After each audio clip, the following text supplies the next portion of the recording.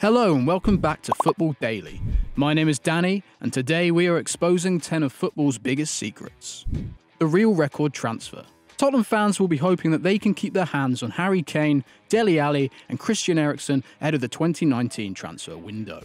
The interest blowing in from Spain over some of their stars will be giving them bad dreams of a summer 6 years ago. Rewind even further, back to 2007, and Spurs picked up a promising young left-back from Southampton for £10 million. A shift into midfield later, and by the 2012-13 season, Gareth Bale had announced himself as one of the best players in the Premier League. In his final season at Tottenham, the Welshman contributed 21 goals and 9 assists in 33 league starts, scoring 9 winning shots. That's more than any other player in the Prem. He also created 75 chances for his teammates, more than Messi and Ronaldo. Remember, if you're enjoying this video, to like and subscribe to the channel for more great content. Bale had caught the attention of Real Madrid, who pulled out all the stops to bring the star man to the Bernabeu, including a record-breaking fee that was hidden from the press. In order to keep their previously most expensive purchase happy, CR7, Real and Spurs agreed to keep the €100 million fee quiet.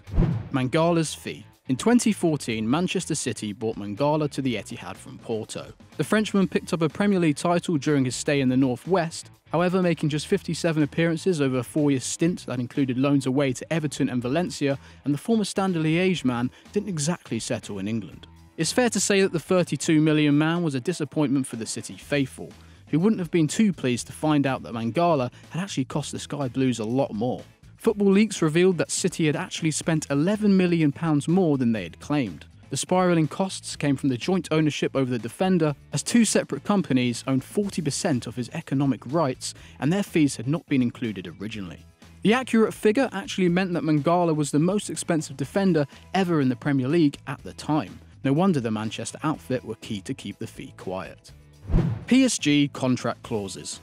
Contract negotiations sometimes seem to take forever. The speculation over Mauro Icardi's disastrous contract talks in Milan are just one of the many stories we will be told this season in the clashes between footballers' representatives and the clubs they are signed to. The most regular stumbling block between any player and his employer is the salary.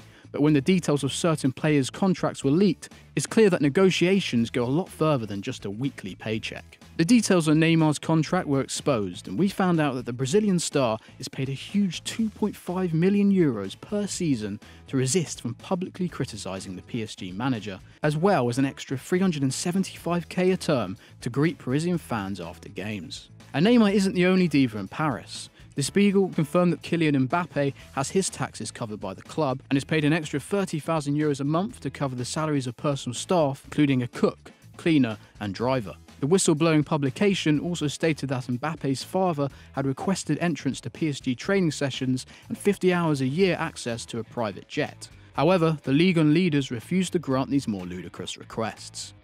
Ronaldo's agreement. Cristiano Ronaldo rocked the footballing world in 2018 when he swapped La Liga for Serie A as he searched for a new challenge. With 5 Champions League wins and as many Ballon d'Or trophies in his silverware cabinet, football fans are all accustomed to his on-pitch antics. However, besides posy Instagram shots on yachts off the coast of Portugal, we know nothing about his private life. The most popular athlete in the world with 322 million social media followers, his own clothing line, a string of hotels, and a lifetime deal with Nike worth around €1 billion, Forbes estimated that his current net worth sits at a very healthy €108 million. All that money and fame has left him struggling to find privacy. So the Portuguese star has forced all his staff to sign non-disclosure agreements, meaning that no one is allowed to talk about Ronaldo's private life for 70 years after his death. That's mental. This revelation seems slightly extreme, but it joins a string of secrets hidden by the 34-year-old, including the identity of his children's mother. Anyone but Arsene. In 2013, Liverpool and Arsenal came head-to-head over the future of the Red striker Luis Suarez. The Uruguayan forward was desperate for a move away from Anfield, and Arsene Wenger was keen to add firepower to his attack that was gravely missing Robin van Persie. Advised that Suarez's contract had a £40 million release clause, the Gunners infuriated the boardroom in Merseyside by bidding £41 million to secure the signature of their star striker. Unluckily for Wenger, they had been misinformed and no such clause was present. Luckily for Suarez, he was forced to stay put. He contributed 31 goals and 12 assists in his final season and earned himself an €80 million move to Barcelona, where he would join forces with Leo Messi to win 3 La Liga titles and counting. Learning from their Suarez-shaped mistake, Liverpool wisened up. The details of Bobby Firmino's contract exposed an interesting item that had been added. The Brazilian forward has a release clause of €98 million with the specification that this figure cannot be activated by Arsenal. Sorry Emery, but Wenger's influence lives on. Financial doping. The idea of buying silverware is nothing new in sport, especially not in football, with the grandfather of the concept coming in the form of Chelsea's billionaire owner Roman Abramovich. However, the arrival of Sheikh Mansour and his unlimited chest of money has taken it to the next level. While Manchester City have somehow kept the financial fair play goals at bay, the investment into their title-winning side hasn't exactly been innocent. According to the Sky Blues' internal documentation, their total spend has been $1.1 billion, but over $100 million of investments have been covered up. In order to keep in line with FFP, City hid cash injections from their royal owners as enhanced sponsorships from UAE brands. When this information was leaked, UEFA reportedly threatened the side with a Champions League ban.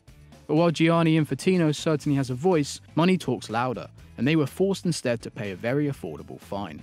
Undoubtedly the best manager in world football, Pep Guardiola is often subjected to criticism over his spending sprees. However, maybe we should be looking further up the hierarchy and be questioning where the money is coming from instead. Third-party ownership. Third-party ownership of players has been a recurring problem since money has flowed through top-flight football.